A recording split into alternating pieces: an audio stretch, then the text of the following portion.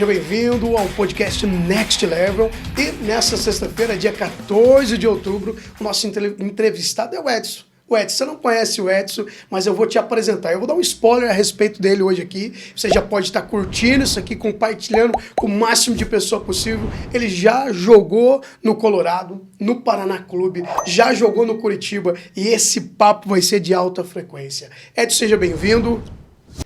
Jean, obrigado pelo convite, obrigado por estar aqui, obrigado por fazer parte da Next Level Brasil, a maior plataforma digital do Brasil. Uau, aí ó. O gostoso é isso, é você conversar com pessoas que estão na mesma frequência, na mesma vibe, vivendo o mesmo ambiente. É muito legal te receber, fiquei muito feliz quando nós agendamos para estar junto nessa sexta-feira, batendo esse papo. Acredito que você tem muita coisa para transbordar na vida das pessoas que estão nos ouvindo, dos pais, mães, né, de forma geral, família de forma geral. Acho que é tudo que você vai transbordar aqui da tua vida profissional, da tua vida pessoal, vai ajudar você que está aí do outro lado. Você vai ter muitas chaves nesse dia viradas, chaves que vão te ajudar a ser aquilo que você gostaria de ser. Tem uma frase que ele diz muito, de forma até incondicional, ele diz assim: eu escrevi, acredite, sua melhor decisão será quando decidir ser você mesmo. Então, nesse podcast de hoje, nesse bate-papo, seja você mesmo e desfrute de tudo que vai acontecer aqui.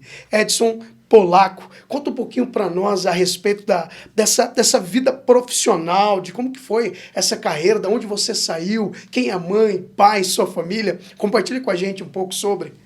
Jean, obrigado pela oportunidade de estar compartilhando com vocês aqui um pouco da minha história. Sou de uma cidade pequena, perto aqui de Venceslau Braz, chamada Guapirama. Nasci em Guapirama, sou filho de... Meu Deus, está tocando o telefone. O que a gente faz? Vamos Atende, desliga, fica tranquilo. Pera lá, gente. Ao vivo e a cores, gente.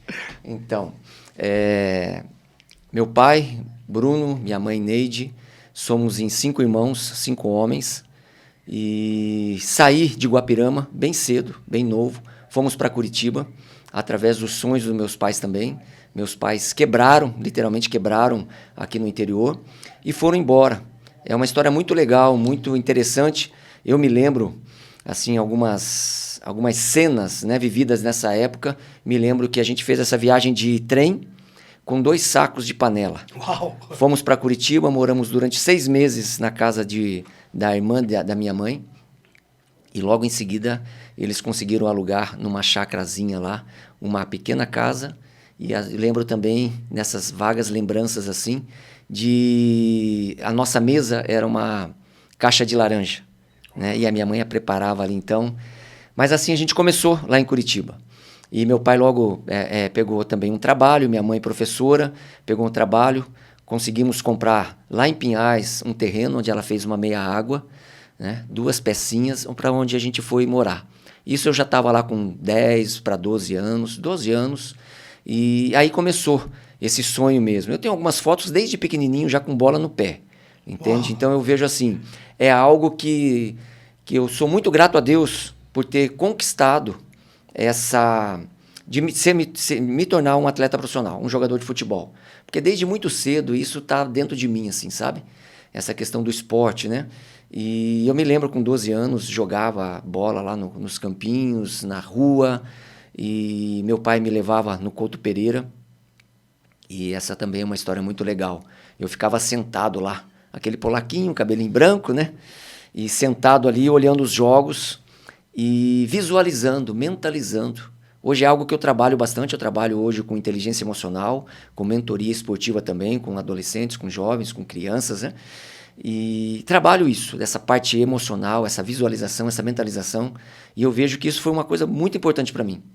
Fiz muitas coisas nessa época que depois de quando eu parei, eu fui ver que inconscientemente eu estava fazendo a coisa certa. E tudo aquilo que eu vivi, eu pego como ensinamento para eu poder transbordar na vida de outras crianças e de outros adolescentes hoje nesta área, né? Mas eu ficava lá me visualizando, né? Todo mundo pulando naquela arquibancada e eu sentado ali falando assim, um dia eu vou estar ali. E eu quero dizer para você, Jean, que 7 anos se passaram desses dias que eu sentava ali naquela arquibancada e me visualizava.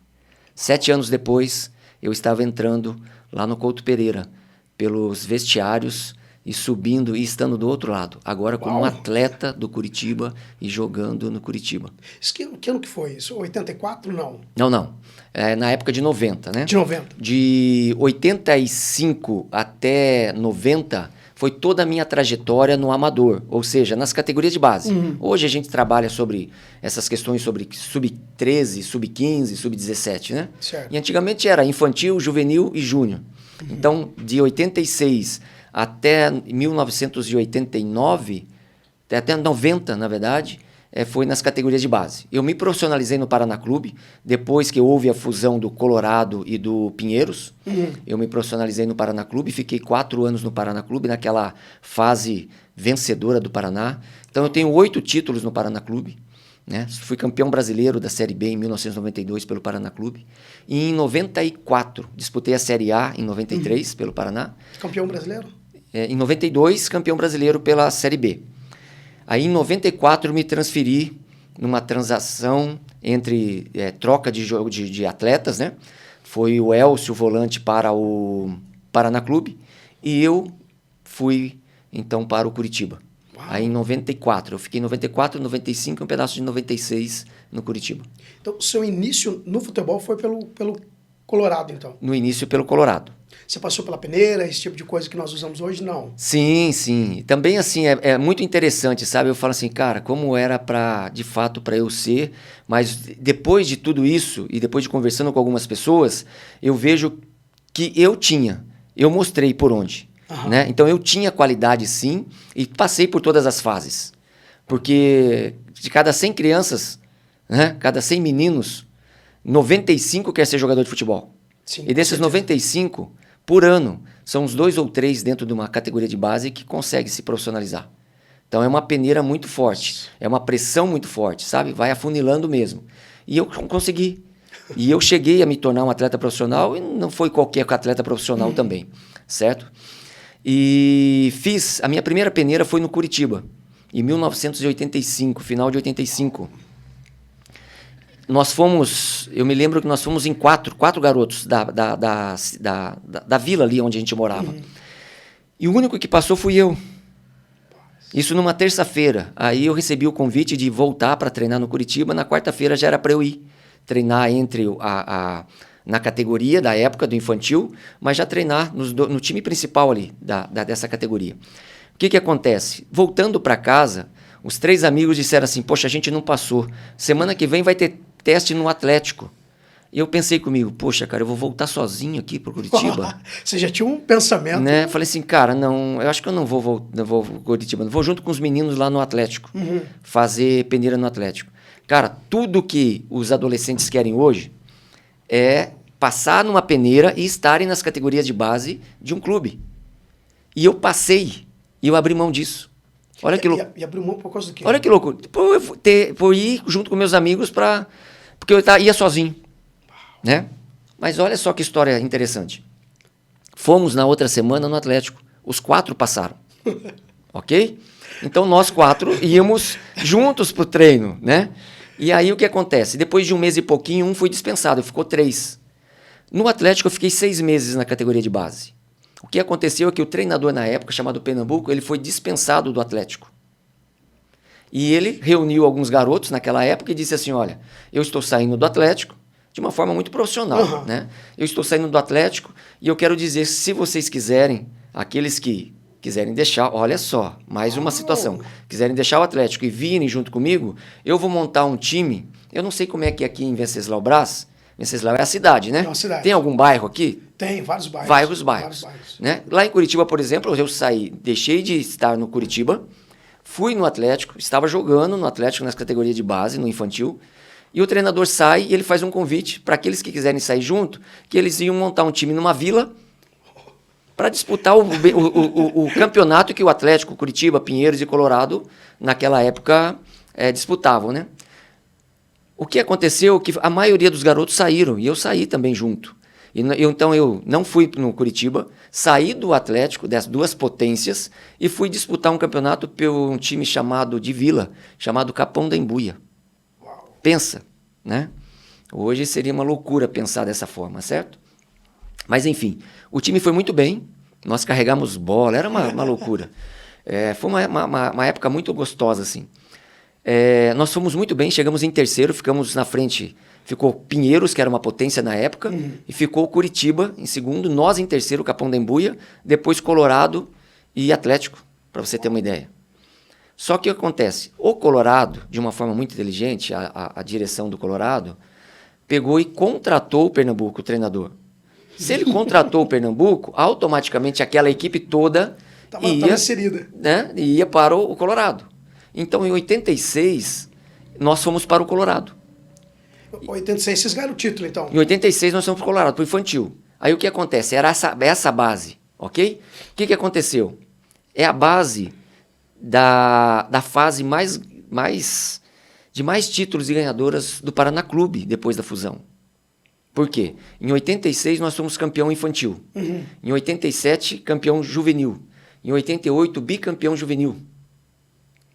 Em 89, com 17 anos, eu tive uma experiência que eu vim aqui para as férias em Guapirama e eu fiquei sabendo que o Ibaiti, a cidade de Ibaiti, ia disputar a segunda divisão do Campeonato Paranaense.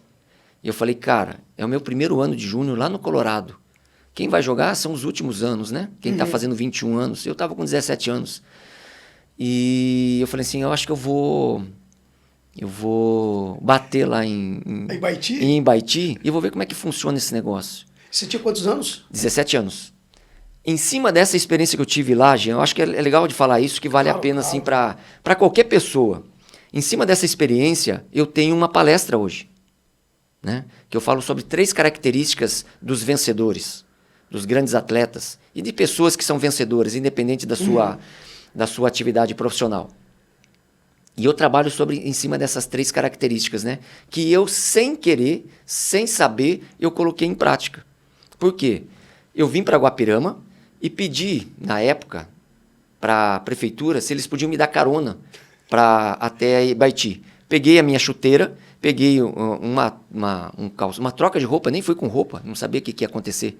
Mas eu bati lá em Ibaiti, me apresentar. Quem é o responsável pelo clube? Me apresentaram uma pessoa lá. Ou melhor, me disseram. É o tal de seu... Eu sempre esqueço o nome dele, hoje eu lembrei. Seu Alfredo, dono de uma panificadora. Aí eu fui na panificadora, o seu Alfredo não estava. E ele, depois de um tempo, ele chegou. Só que daí eu já estava sozinho lá. O carro já tinha voltado para Guapirama. Né? Ou é. Né? E eu então me apresentei dizendo para ele o seguinte, eu sou de Guapirama, sei que vocês estão montando um time para disputar a segunda divisão e eu quero saber como é que funciona, se dá para eu fazer um teste aí. Eu jogo no Colorado, é o meu primeiro ano de júnior, fiz todo né, o processo. Perguntei, e ele perguntou para mim, fez a pergunta, em que posição você joga? Hoje é extremo, mas antigamente era ponta, né? E eu disse assim para ele, ponta direita. Sabe o que ele me respondeu na minha lata? Falou assim, ó, pode voltar para sua cidade, pode voltar para Guapirama, porque nós já contratamos um ponta-direita, e o Jorginho do Atlético você conhece? E de fato, conhecia porque eu jogava contra, né? E de fato um excelente jogador. Muito bom jogador. Eu falei, caraca, mas na hora, Jean, eu falei assim, mas eu jogo na ponta esquerda também. E você jogava? Sim, né? Eu sou ambidestro, sabe? Então, e isso é uma coisa que eu trabalho muito com as crianças, com os adolescentes. Né? Na época lá que eu falei para você, que eu ficava nos campinhos, eu sou destro de nascença. Mas hoje, se você me vê bater na bola até hoje, você não consegue ver. Fala assim, cara, com qual perna esse cara... Com qual perna que esse cara entendeu? Joga? Né? Então, me considero um ambidestro e muito bom nas duas... versatilidade nas duas pernas. E eu rapidamente... Né? E sabe o que é isso, Jean? Que eu trabalho muito hoje. Eu não dei ouvidos para aquele homem. Eu não dei ouvidos para aquilo. Rápido, na minha mente veio assim, cara, como é que eu vou voltar para Guapirama? O carro já tinha ido embora? O cara já tinha ido embora. Eu tenho que resolver a situação. Né? Tem uma coisa muito bacana que a gente aprende, eu aprendi depois de muito tempo, que chama-se IVP, né? Índice de viração própria. Então tem que ser rápido, né? E eu, já mandei essa para ele. Né? Eu falei assim, não, eu jogo na esquerda também. Ele falou assim, cara, faz o seguinte, amanhã vai ter um treino aí, um teste. Se você quiser ficar, vai no hotel assim. Falei, fico sim. No outro dia, no dia do treino, eu cheguei e já fui me apresentar para o treinador, né? Me apresentei dizendo quem eu era, uma das coisas também que eu ensino para os meninos, certo? De não ficar ali no canto. Cara, se apresenta, sim, né? sim. Se mostre quem você é. Eu fui e falei para ele, eu sou polaco, jogo assim, conversei com o seu Alfredo, né? E ele falou desse teste, e eu jogo na ponta direita, sou ponta direita, mas também jogo na esquerda. E ele falou para eu fazer, então, esse teste na ponta esquerda. E tinha dois, eu e mais um outro rapaz, para fazer teste. E os dois na ponta esquerda. Uau. O treinador fez a seguinte pergunta, tem vocês dois para fazer o teste, quem quer começar? Eu. Já ergui minha mão rapidamente, falei eu. Sabe por quê, Jean? Pensei comigo. Cara, eu vou começar, eu vou arrebentar nesse treino, não vai ter como ele me tirar. Não ia ser nenhuma competição mais. Não ia ser mais. Você já estava dentro do time. Já estava dentro do time. Então, essa é... Primeiro, eu vejo assim, uma característica, ousadia, confiança, autoconfiança. Eu sabia quem eu era. Eu sabia do que eu era capaz. Entende? Eu só precisava de uma oportunidade para mostrar. Certo. E eu criei essa oportunidade. Eu não esperei essa oportunidade, eu criei. Eu fui atrás, né? Eu não me dei por vencido nas primeiras falas, né? Se é outro, de repente, cara, pegava a sacolinha... Voltava a pé para Guapirama. Voltava a pé para Guapirama. Falei, não vai acontecer isso. E eu, dito e feito, no primeiro tempo foi muito bom, fiz gol e tal. Chegou no intervalo, o treinador falou assim, você joga na direita também, né? Eu falei, jogo. Ele falou, então vai para a direita, que é a sua, e eu vou colocar outro menino para fazer o teste na ponta esquerda. Enfim... Joguei na ponta direita no segundo tempo, fui bem também, fiz gol. Resumindo essa história, terminou o treinamento, eu vejo aquele homem com um casacão preto descendo da arquibancada e dizendo assim, a gente vai entrar em contato com o Colorado e a gente vai contratar você. Uau. Mas ele já tinha contratado o Jorginho, né? Ah, ele já tinha contratado? Ele já tinha contratado o Jorginho, mas e aí? Não tem problema. Eu estava lá, estava sendo contratado. Com 17 anos, a minha primeira experiência no time profissional. 89? 89. E aí, o que aconteceu durante o campeonato, que a maioria dos jogos, quem jogou na ponta direita foi eu e o Jorginho ficou no banco. Né? Então, assim, cara, não desista, não pare nos primeiros desafios, né? Nos primeiros impedimentos. Se você confia naquilo que você faz, vai para cima. Seja ousado, né? Não, vai mesmo para cima. Essa foi a experiência. E aí é onde entra agora o profissional. Eu voltei no final de 89 para o Colorado. Uhum. Bem no final de 89 foi a fusão do Paraná Clube. Do Pinheiros e Colorado foi feita a fusão. Eu cheguei lá, boleirão. Boleirão é um termo que a gente fala, né? Cheio de perna, cheio de mala. Por quê? Porque eu já tinha jogado no profissional. Sim. Eu cheguei lá com aquela confusão toda. Cada categoria tinha mais de 80, 90 jogadores. Uau. Falei, cara, eu não vou ficar aqui nos juniores. Um monte de times pequenos, né? Mas um monte de time entrando em contato comigo, querendo me contratar e tal, sabe aquela coisa assim? Eu falei, cara, e agora eu quero ser profissional. Quero ser profissional, né? Não vou ficar nos juniores e tal. E assim passou ali uma semana. Agradeço até hoje uma pessoa. Esse cara tá vivo ainda, um treinador de goleiro chamado Paulo Roberto. E hoje eu vejo a importância de ter alguém. Por isso que eu trabalho com mentoria esportiva, né? A importância de ter alguém para orientar esses jovens. Eu me lembro que ele, de uma forma muito inteligente também, ele encostou em mim e falou assim, Polaco, deixa eu te falar uma coisa. Você tem dúvidas que você vai ficar nesse time dos juniores aqui? Eu falei, Paulo, lógico que não, né? Mas agora eu não quero mais, agora eu sou profissional, não sei o que. Ele falou assim, cara, pensa, em qual time profissional você vai jogar? Você vai jogar nesses times pequenos. Qual é o risco de você não receber, de isso, de daquilo, né? Porque ele já tinha experiência. Sim. De você jogar 6 meses, 3 meses, né? Fica aqui, cara, isso vai ser uma potência, não sei o quê. Pensa, eu fui para casa e refleti sobre isso. E foi uma das melhores decisões que eu tomei. Por mais que foi também desafiador, porque cada treino tinha 80, 90 jogadores. Cada treino era um monte de dispensado. Mas dentro de mim, né, a autoconfiança, eu sabia do que eu era capaz, né? Eu falei, eu vou ficar.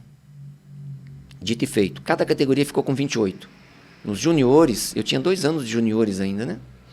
Nos juniores ficou 28 só no plantel. E eu fiquei. E eu fui um dos 28. E só 3 jogadores já tinham uma ajuda de custo, que era um salário, na época, um salário pouquinho. E eu era um dos 3. Entende? Depois de muito tempo que eu fui entendendo que, cara, o fato de eu ter passado por essas fases e ter conquistado isso é porque eu era capaz. Eu fui conquistando. Ninguém vai chegar, né, num plantel, por exemplo, e os que não têm condições, eles vão dispensando. Infelizmente é assim. E aí eu fiquei nos juniores, né? Em 90, a gente foi... Lembra da base de 86 do Colorado? Lembro. Ficou praticamente a mesma base. Em 90, eu fui campeão de Mesmo novo. treinador? Não. Não. Outro treinador por causa de categorias, né? Ari Marques, esse treinador dos juniores do Paraná. Em 90, eu fui campeão paranaense nos juniores. Em 91, mesmo sendo o último ano de júniors, eu já estava no profissional, no plantel de profissional. Né? Naquele time vencedor do Paraná, de bicho toda quarta,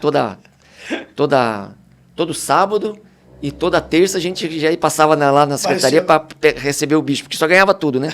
Mas eu já fazia parte do profissional. Aí eu fui bicampeão nos juniores de 91 e campeão no profissional em 91. Aí em 92, campeão brasileiro. Em 92, campeão paranaense novamente. Aí em 94 que eu me transferi para o Curitiba. E no Curitiba você também teve títulos? No Curitiba, assim, ó, não tive títulos, mas é como se fosse títulos porque as duas situações que nós vivenciamos, o Curitiba estava na segunda divisão naquela época. Né? Eu sou um rei do acesso, porque todos os clubes que eu fui jogar, né, de segunda divisão, tudo a gente subiu. Então isso também eu vejo como uma coisa bem positiva.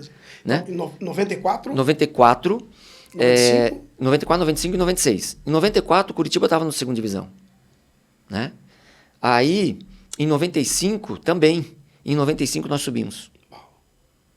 Em 95 nós subimos e o Curitiba foi a pedra no sapato do Atlético Paranaense, né? Onde uma pessoa, que hoje é um ícone, né, no Atlético, que é o Petralha, né? Que ele ficou muito bravo com tudo que aconteceu em 1995. Por mais que ele tenha sido campeão da Série B, né, naquele ano, foi o ano que perdeu quase todos os jogos para o Curitiba. 3-1, 3-0, 5-0, 5-1, sabe? E aí houve essa grande mudança no Atlético. Foi em 95. Certo? Mas nós ficamos como vice-campeonato do Paranaense, no Curitiba, e vice-campeonato no Brasileiro, da Série B. Subimos o Curitiba em 1995. Então subiu o Paraná, subiu o Curitiba, subiu depois o J. Malucelli, o Malutron, subiu o Rio Branco de Paranaguá. Vamos subindo tudo. Foi uma época muito boa. Uma época boa.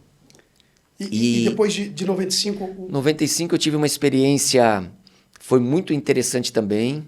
Uma outra experiência que eu tive que aí eu não tomei a melhor decisão. Faltou alguém para me orientar. Faltou um mentor. Faltou um mentor. Por isso a importância de que eu trabalho hoje com essa questão aí nessa área esportiva com os meninos em relação a isso, essa mentoria, né? Porque em 96 o que aconteceu? Eu fui o vice-artilheiro do Curitiba em 95. Geral. Nós fomos vice-campeão, nós subimos para a primeira divisão. Trocou um treinador, o treinador chegou e ele deixou o cara que fez os 2 gols, que subiu o Curitiba, o outro jogador que foi inteligente pra caramba, né, o Ademir Alcântara, que é um ícone também dentro do Curitiba e no futebol brasileiro, e eu. Ele disse que esses 3 atletas, e é natural e normal que isso aconteça em começos de temporada, que ele não ia contar conosco para aquela temporada. Então, nesse caso, a gente estaria treinando separado, né, e esperando a oportunidade de outros clubes, enfim. Eu resolvi a situação. O Bandeirantes foi atrás de mim, o seu Meneghel. Numa conversa, ele pagaria o mesmo valor que eu receberia no Curitiba. Eu falei assim, cara, você quer saber? Eu vou. Porque 6 meses passa rapidinho, eu faço um bom campeonato e eu volto para o Curitiba. Uau. Entende? Esse foi o meu pensamento. Mas eu vejo assim que foi errado, porque eu resolvi o problema para eles. Eu devia continuar treinando separado. O Marquinhos Ferreira, que mora em Santo Antônio da Platina, já estava parando mesmo, e falou assim, Polaco, é o seguinte, cara, não quero mais, vou parar. E parou. E o Ademir Alcântara, que eram os 3, continuou lá no clube e treinando separado, né? Como ele treinava separado, tem toda a questão de imprensa, falando por que o Ademir está treinando separado, e o time mal das pernas no começo de campeonato. Logo, o treinador caiu, o Ademir foi reintegrado. Só que eu já não estava mais lá. Eu estava no Bandeirantes. Foi também muito boa a experiência, né? No Bandeirantes. Muito boa experiência com esse grande homem, que hoje é falecido, né? O seu Meneghel, que todos falavam. Ele é um ícone também do esporte no Paraná, né? Uma figura. Mas eu tive uma experiência muito, muito boa ali também. Aí em 97, aí eu voltei para o Curitiba em 96. Em 97 eu fui campeão em Santa Catarina pelo Tubarão. Aí em 98 eu joguei num clube novo que estava se iniciando ali, é o quarto clube, ou seja, então eu tive a experiência nos 4 clubes da capital. No Atlético, no Curitiba, no Paraná e no Malutron, que hoje é J. Malucelli. E um projeto muito bacana, onde eu fiz parte, e naquele ano a gente subiu também para a primeira divisão, joguei 2 anos nesse no Malutron, né? E aí em 98, em 98 eu saí, fui para Portugal. Futebol mesmo? Futebol. Tive uma experiência também, pouco tempo, mas uma experiência numa cidade chamada Filgueiras, o time Filgueiras, né? Na época quem era o treinador era o Jorge Jesus. Então eu já tive um contato com o Jorge Jesus. Na verdade, eu fui não por uma indicação dele. Soube-se que precisava de um atacante e um empresário daqui de Campinas acabou me levando, mas não por indicação do treinador. E eu cheguei lá, eu fiz um treino só. Aí eu fui bem pra caramba no treino. Aí depois eu estranhei, porque todos os outros treinos que era coletivo ou treino, jogos treinos, o Jorge Jesus me deixava de fora.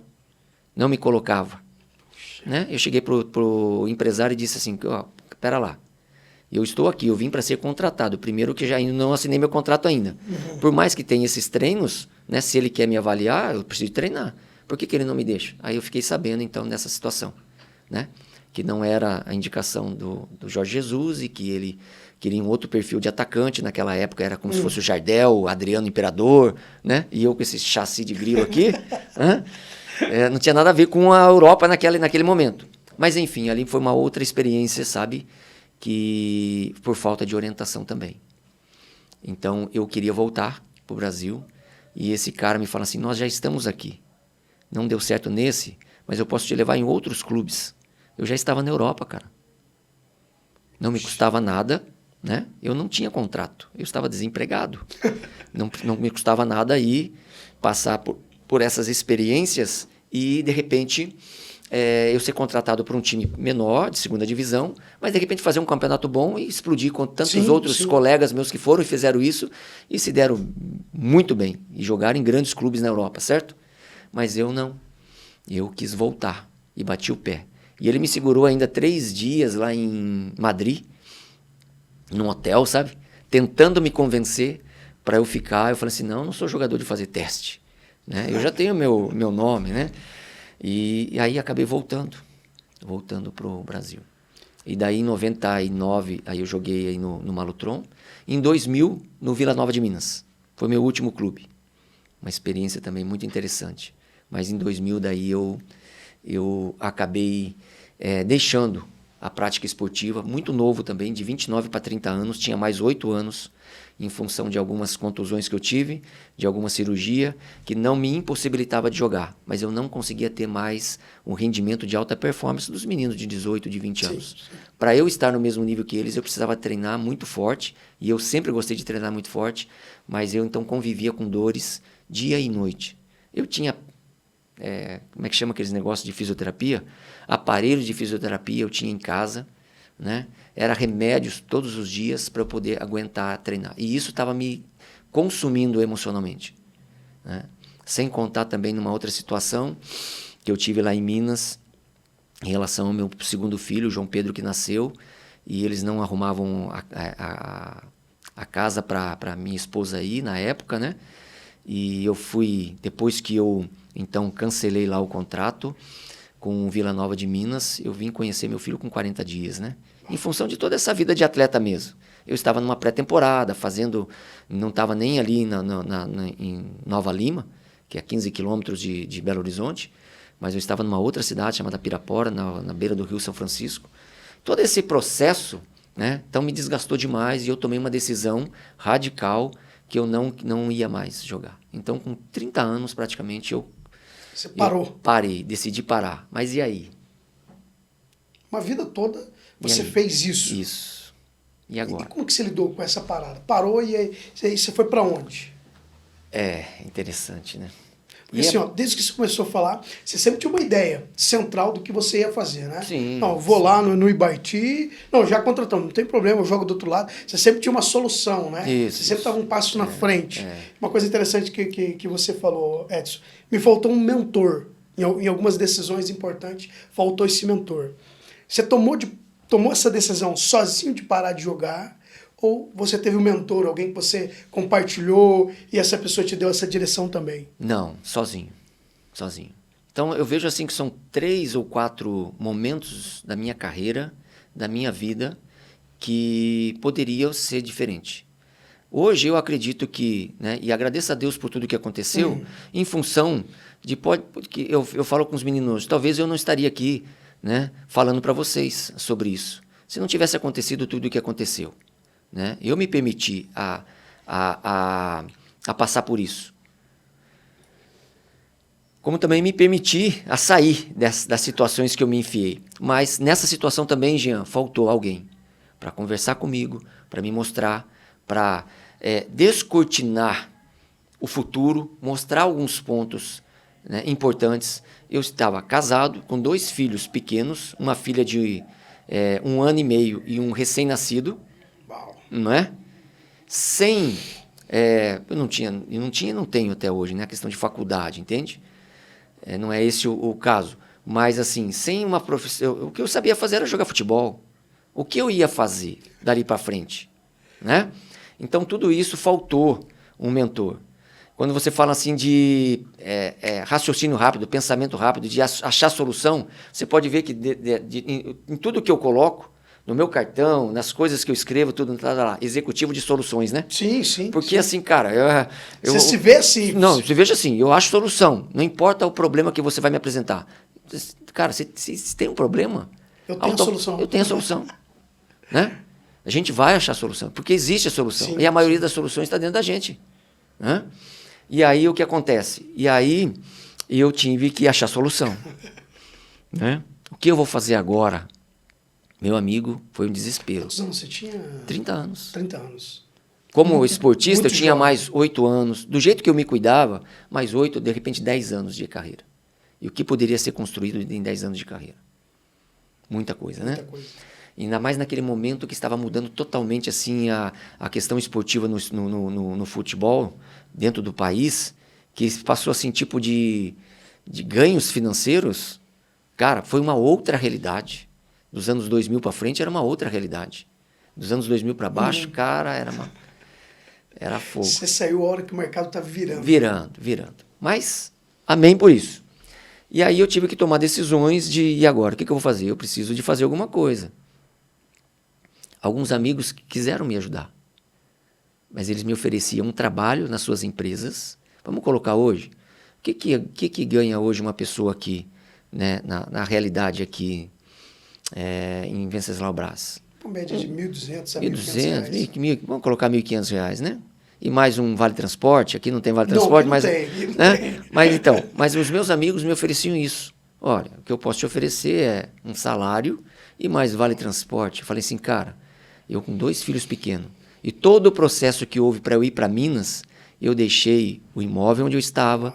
A minha esposa de 8 meses de gravidez ficou na casa da minha mãe. Né? Nós fizemos de tudo, porque a gente ia para um outro estado, para uma outra cidade. Né?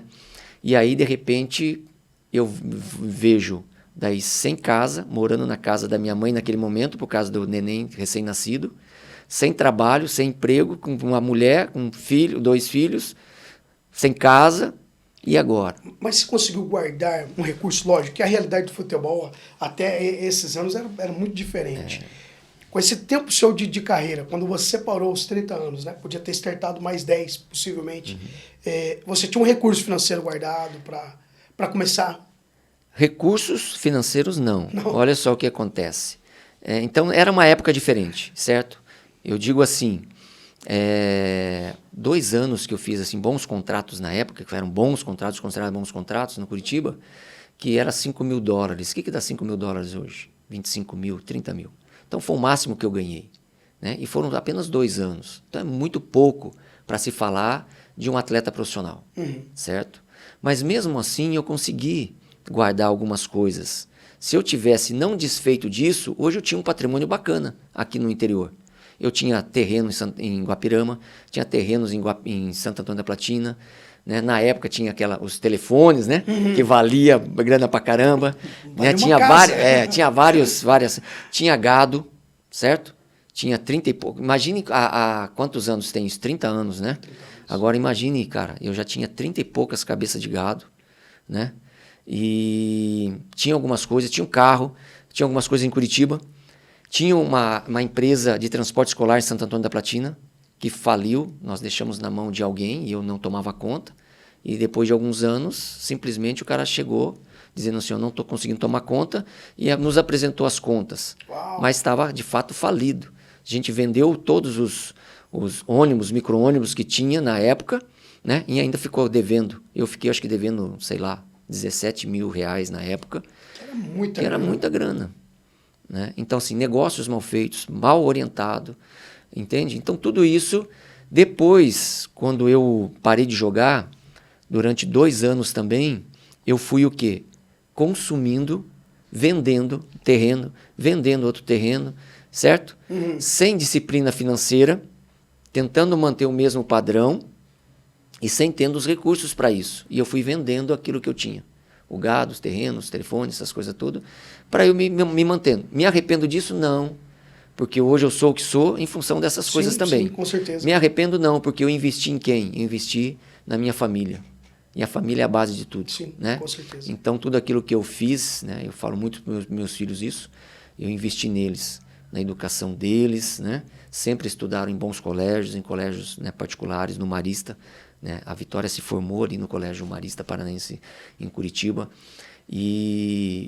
Mas valeu a pena. Né? Valeu a pena. Mas eu não tive também alguém que me direcionasse. Isso me faltou. Então, por isso que eu digo assim, ó, independente, certo? Hoje eu falo que eu sou um mentor esportivo, que eu ajudo os meninos a pensar nisso tudo. Eu tenho um programa hoje chamado PROV, Programa de Valorização Integral. Isso serve para qualquer pessoa, para qualquer atividade profissional. Né? Dentro da Next Level Brasil, nessa plataforma, vai ter muito material do programa PROV. Uau. Né, voltado para inteligência emocional, para esporte, enfim, para desbloquear as pessoas mesmo. Mas, então, eu falo para os meninos o seguinte, dentro disso e dentro desse material, eu converso muito com eles. E eu procuro orientá-los e trabalhar de uma forma integral e sistêmica. Ele entender que ele já precisa, desde já saber lidar com essas frustrações e desde já saber lidar com as questões financeiras, com os relacionamentos, enfim, todo o conteúdo que envolve um ser humano. Porque hoje você olha os atletas, né? E a maioria das pessoas olham assim. Olha o atleta de final de semana. Sim. Olha o cara só dentro dos hotéis e dentro dos campos, né? E com um carrão. Mas se esquece que esse cara é um ser humano, é um homem. Que ele tem família, que ele é pai, que ele é esposo, né? Que ele tem toda a relação interpessoal, que ele é cobrado de uma forma assustadora. Sim, com certeza. O atleta de alta performance, você não tem noção o que é. As cobranças, a pressão que existe em cima de um atleta de alta performance. Entendeu? E começa assim, vou te dar só rapidamente um spoilerzinho. Meu amigo, a autocobrança. Primeiro você se cobra de você mesmo, entende? Não tem como, cara. É diariamente. Essa cobrança é diária. Não é como diferente, por exemplo, se você está aqui no estúdio, né? Você já tem essa dinâmica aqui. É isso que eu preciso fazer e pronto. Sim. O atleta não. Todo dia tem coisa nova. Todo dia ele tem que estar provando para ele mesmo que ele é o que tem condições de estar jogando. Todo dia ele tem que estar bem fisicamente, tecnicamente, emocionalmente, taticamente. Tem que estar provando para os seus amigos, companheiros de clube, que são mais de 30 atletas, só joga 11. Às vezes tem 2, 3 em cada posição e você tem que provar que você é o que tem condições de estar jogando. Provar para a comissão técnica. Aí envolve um monte de pessoas, principalmente para o treinador, né? Provar para os diretores, provar para patrocinadores, provar para a imprensa, provar para a torcida e aí por aí vai. Então, a parte mais gostosa é quando ele está jogando bola, então. Meu amigo, a parte mais gostosa é você entrar em campo. Mas o todo que envolve a vida desse, né? Eu vejo, por exemplo, e eu já joguei vários jogos assim, de finais, né? Aí você joga na quarta-feira uma final. Aí você não vai bem, ou você perde essa final. Tudo que envolve essa final, né? São Paulo foi desclassificado agora, certo? na final da Sul-Americana. Olha o valor do prêmio. Olha tudo aquilo que vem, né, com esse título de patrocínio, de dinheiro, de coisa, entende? E aí o cara vai, né, como o Caleri lá, me erra 3, 4 gols. Cara, você tem noção do que é a noite desse cara? Eu até escrevi algo sobre isso, né, e colocando sobre essa situação. Ninguém tem noção. Só que o atleta é o seguinte, e aí é onde entra algo que eu aprendi, coloco em prática, e eu trabalho com as pessoas em relação a isso. O poder de você respirar fundo e, de novo, a resiliência, essa rapidez de você solucionar, dessa autogestão emocional, né? Essa autogestão emocional, porque o cara perdeu isso na quarta-feira. Na quinta-feira ele já tem que estar no clube. Tem que estar treinando. Dá tempo do cara descansar a mente dele. Porque domingo já tem Campeonato Brasileiro. Já tem Copa do Brasil, já tem isso, já tem aquilo. Não dá para descansar. E ele precisa estar bem emocionalmente, né? Como é que ele vai lidar com essas questões emocionais? E eu digo para você, a gente está falando do esporte, né? 95% dos atletas profissionais hoje e dos atletas amadores não conseguem gerir bem as suas emoções. Uau. E dentro do esporte, não digo só esporte, 80% é a parte emocional. Você diria isso também dessas crianças que estão tentando startar numa vida profissional como jogador? Sim, principalmente neles, né? Se eles conseguem já trabalhar isso, e é o meu trabalho hoje, nesse sentido, né? Porque o futebol é muito mais do que essas valências da parte física, de você trabalhar o teu físico, a parte técnica, de habilidade que ele já tenha, natural, enfim, e desenvolvida, e a parte tática, né? De se posicionar, do que é o que o treinador quer. Isso é 20%. 80% é como ele se vê, como ele se sente, e é essa gestão emocional. De saber lidar com tudo isso. De saber lidar num treinamento, por exemplo, de ser chamado a atenção ou de ele errar, né? E aí o que acontece é que baixa. Nesse caso, Edson, né, polaco, né? Lógico que a gente tem um monte de pais que estão nos ouvindo que o sonho dos seus filhos são ser jogadores profissionais. Muitos vão para um lugar e ficam distante da família. Qual o conselho que você daria como palestrante, né, e também executivo dessa empresa de soluções de problema? Como que esses pais deveriam lidar? De que forma que eles deveriam apoiar essas crianças? Ótimo, obrigado. Ótima pergunta, cara. E é interessante, sabe, porque os pais têm um papel fundamental no processo. Tanto de ajuda, quanto ao contrário. E a maioria prejudica. E a maioria atrapalha.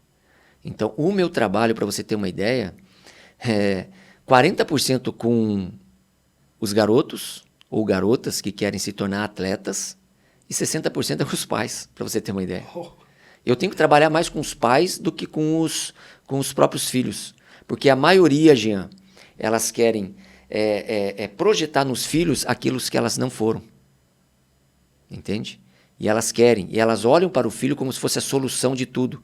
Como se fosse solucionar a vida financeira deles, solucionar os sonhos e os sonhos pessoais dos pais, né? Dos pais, né? Dos pais homem, né?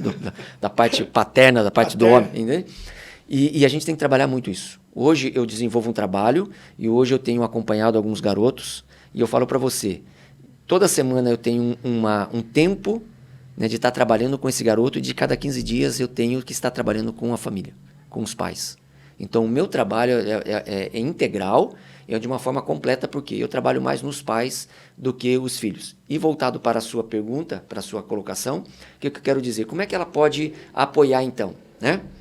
Tem várias formas. Uma delas é não atrapalhando. Essa é a principal.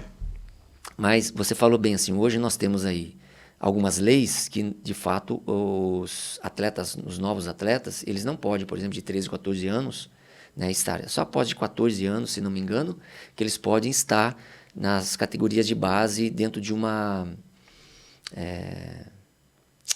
centro de treinamento, de uma república, enfim, certo? Antigamente não. Antigamente, né? Eu saí de casa com 13, 14 anos e fui morar. Morei 3 anos dentro do Colorado, né, no clube lá, em Curitiba, depois Paraná Clube. Então eu sei o que é isso, eu sei o que é passar essas necessidades dentro dessas categorias de base. E eu digo para vocês, são poucos os clubes que têm uma estrutura como o Atlético Paranaense tem. que eu conheço bem, entende? O resto, meu amigo, Estão lutando. não, meu amigo, não, você passa muitas necessidades.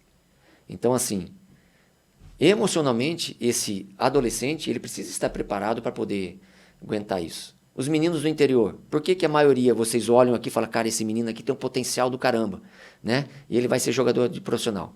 Pegam e arrumam um teste para ele. Ele vai para os clubes e ele não aguenta ficar. Saudade.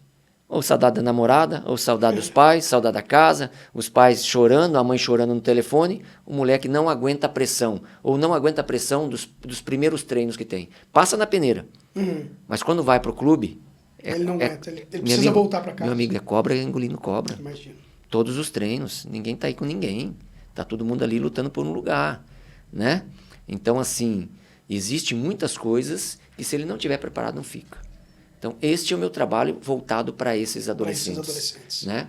Nesse fortalecimento dessa parte emocional. Daí entra, de fato, entra método, entra material, entra o método PROVE, né? Entra essa forma de integral e sistêmica, entra trabalhar com os pais, né? Que é importante trabalhar com os pais, senão não adianta.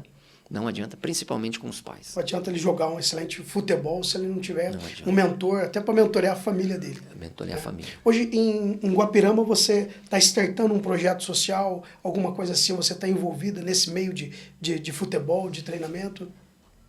Sim, sim. Eu voltei para Guapirama, você vê, todo o meu trabalho, toda a minha vida foi em Curitiba. Era o meu quartel-general, né? Em todas as cidades que eu morei, em todos os lugares, quando terminava os contratos, eu voltava para Curitiba. E depois que eu parei, eu comecei a trabalhar com compra e venda de carro. Nós pulamos essa parte, né? Pulamos. Né? Com compra e venda de carro. Enfim, acabei ficando lá, em Curitiba. E agora vai fazer 2 anos. 1 ano de transição, que eu ficava 15 dias em Guapirama e 15 dias em Curitiba, transicionando tudo isso. E em dezembro passado, eu vim de vez para Guapirama, para, de fato, colocar em prática algumas coisas, né? Coisas pessoais, coisas assim que eu digo assim, isso são experiências pessoais, né? Não tem como eu falar assim, faça isso. Que a maioria das pessoas querem sair do pequeno centro para ir para o grande centro. Sim. Eu deixei um grande centro, deixei negócios, né? Para vir para o interior. Para vir para o interior sem nada. Né? Sem nada por quê? Porque lá eu tinha empresas, palestras, já tinha um trabalho, tinha... Né? Outra situação que eu trabalho com produtos de nutrição, né? De controle de peso, enfim, já tinha uma carteira já tinha negócios, de clientes, tudo pronto. E eu deixei tudo isso para vir para o interior, para uma cidade de, acho que não chega a 4.000 pessoas hoje, para a minha cidade, né? Com um propósito, com algo dentro do meu coração de transformar a vida daquelas crianças e adolescentes. Sempre que eu vinha, algo dentro de mim era muito forte. Sabe? Cara, e eu vi que era um momento de eu vir dar a minha contribuição. Tem resistências? Tem. Tem uma situação de você começar tudo, das pessoas começarem a aprender, a entender o que você quer de fato fazer? Tem, certo? Mas nesses 8 meses, muitas coisas já aconteceram. Hoje, eu já startei um projeto esportivo, eu tenho projetos na área do esporte, na área da educação, na área da saúde, na área da ação social, né? São projetos porque, como eu trabalho com inteligência emocional, com desenvolvimento humano e de uma forma integral e sistêmica, ou seja, todas as áreas. E eu tenho material, e eu tenho método, e eu tenho como trabalhar tudo isso. De uma forma individual, se você quiser me contratar hoje de uma forma individual, né? Para resolver alguma coisa, a gente vai resolver. Se você é um empresário e quer me contratar como... na parte profissional, a gente consegue. E se você quer fazer um trabalho na sua empresa também, né? Ou na escola, na prefeitura, em instituições, enfim, a gente consegue desenvolver. Através das palestras, através dos seminários, dos cursos. Nós vamos estar, né, daqui uns dias fazendo um seminário no dia 26, se não me engano, 26, né? 26. Buscando o próximo nível. Buscando o próximo nível. Next Level, através da plataforma Next Level Brasil. Nós vamos estar aí, né? Vamos começar a colocar para vocês aí também informações sobre isso aí. Então, eu já estou com um projeto lá, em Guapirama, onde eu atendo 60 crianças, 44 meninos e 16 meninas, automaticamente essas crianças, até tá por aqui, não sei onde está, acho que está aqui, deixa eu pegar. Como eu falei para você, além, acho que dá para ver aqui, né? Dá. O material. Isso aqui é o primeiro módulo de um material de inteligência emocional, tá? Então essas crianças, além das práticas esportivas, ou seja, estarem no campo aprendendo as técnicas, elas também têm aulas para desenvolvimento humano, desenvolvimento pessoal, trabalhar sobre pressão, sobre autoestima, sobre autoconhecimento, sobre insegurança, sobre medo, sobre ansiedade, né? Trabalhar os relacionamentos, relacionamento interpessoais, relacionamento em casa, a base, né? De quando essa criança sair, seja para o esporte ou não, ou seja, para qualquer outro tipo de atividade, ela vai sair de casa, mas já com a base resolvida. Ela não vai deixar rabo para trás. Vai ser pronta. Ela não vai deixar coisas emocionais com seu pai, com a sua mãe, com seu, seja quem for, para trás. E ela já vai sair, não digo pronta, mas forte emocionalmente, né? Para superar os desafios que um adolescente tem, que um jovem tem, independente do dia a dia da vida. E aí também tem a contrapartida social, dentro do próprio projeto, que é trabalhar com as famílias. Então, ou seja, de uma forma também direta, não digo nem direta, direta, são 60 famílias que estão sendo assistidas, no sentido de orientação para os pais, no sentido de ajudar esses pais com essas crianças, e no sentido de ajudar as famílias, os casamentos, o fortalecimento, a reestruturação, a cura, né? E isso está trazendo o quê? Um benefício para a sociedade, para o município, que são 60 famílias que estão tendo ali, através das palestras voltadas para esse segmento, pais e filhos, relacionamentos, enfim, né? Papel do homem, papel da mulher, todas essas coisas que vai fortalecer, de fato, essa família, para que elas estejam preparadas, para que seja o suporte para esse jovem. Uau, que extraordinário, extraordinário. Nós estamos partindo para a parte final, Edson, e obviamente para nós aqui da plataforma Next Level, para nossa mesa de podcast, foi extraordinário ter essa experiência de ouvir. Ouvir a respeito de que até para a gente tomar algumas decisões, nós precisamos de um mentor para nos dar direção. Também ouvir, né, e aprender com você que existe uma voz aqui no interior, sempre potencializando a gente para viver, ou nós para vivermos o propósito a qual nós nascemos. Então, para nós, foi um grande prazer receber você aqui. Espero que não fiquemos aqui nessa primeira, mas que a gente possa voltar para falar especificamente de algumas coisas emocionais, que é o que você tem startado aqui na cidade também de Guapirama, todo o estado do Paraná. E nós ficamos motivados a iniciar alguma coisa aqui também, né? Esse seu compromisso com a cidade, né? Emplacando direta e indiretamente 60 famílias. Que é isso nós chamamos no nosso dia a dia de transborda, tá? Transbordando tudo isso na vida das pessoas. Nós ficamos assim, ó, extremamente felizes, gratos de você atender o convite e estar aqui com a gente. Foi um grande prazer. Esse podcast dessa sexta-feira vai marcar a nossa vida e com certeza vai marcar a vida de tantas pessoas que estão nos assistindo. Nossa gratidão. Jean e todo o pessoal aí da Next Level Brasil, dessa plataforma incrível, que hoje eu me sinto honrado de poder fazer parte também, e agradeço você pelo convite, e com certeza, cara, tem muita coisa para falar. Dentro dessas questões que você falou, já deu certo, já está aprovado mais um projeto na esfera estadual do ProEsporte, onde vai ser possível atender mais 70 crianças, ou seja, vai passar de 60 para 130 crianças, automaticamente vai passar de 60 para 130 famílias. Isso vai envolver, sei lá, acho que umas 500 pessoas, talvez, né? Eu vejo assim, não é de uma hora para outra, né? Mas a gente está startando algo que, de repente, daqui a 6 meses, daqui a 1 ano, a gente vai conseguir olhar para tudo isso e ver os resultados transformacional que vai acontecer nessa nova geração e que vai acontecer nessa cidade chamada Guapirama. E isso eu quero dizer que as cidades também próximas, Quatiguá, Joaquim Tavra, Santo Antônio, Ibaiti, Venceslau, Siqueira Campos, Carlópolis, né? Todas essas cidades, elas podem ter acesso a isso também.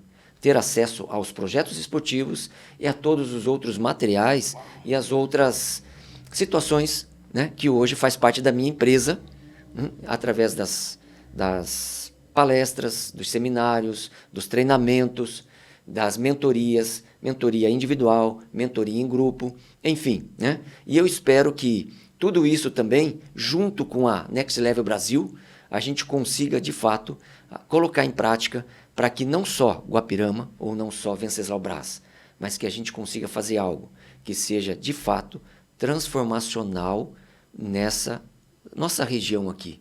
Que daqui a 1 ano ou daqui a 2 anos, né, a gente olha e fala, uau, valeu a pena. Sim. Valeu a pena ouvir essa voz interna. Sim, de verdade. deixar um grande centro e de vir para cá com um propósito, com um objetivo claro, com um propósito definido de transformar a vida das pessoas. Através do esporte, eu pude entender depois que o meu propósito de vida, a minha essência, né, eu conseguia mudar o estado de espírito das pessoas. Uau, Quando as pessoas vão para um estádio, o que ela vai? Ela vai para extravasar, ela vai para colocar toda a parte emocional dela para fora. E através de dribles bonitos, de gols, de vitórias, elas extravasam ali.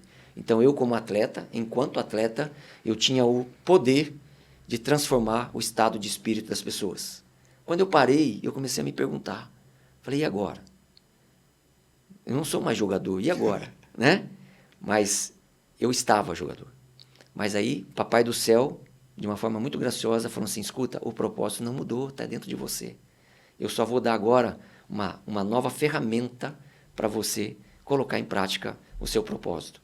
Hoje, eu continuo transformando o estado de espírito das pessoas. Através do quê? Através da minha empresa e através das palestras, seminários, todo o material desenvolvido para transformar e mudar, né? O Espírito do Senhor está sobre mim. Ele me ungiu para transformar vidas. Uau, maravilha.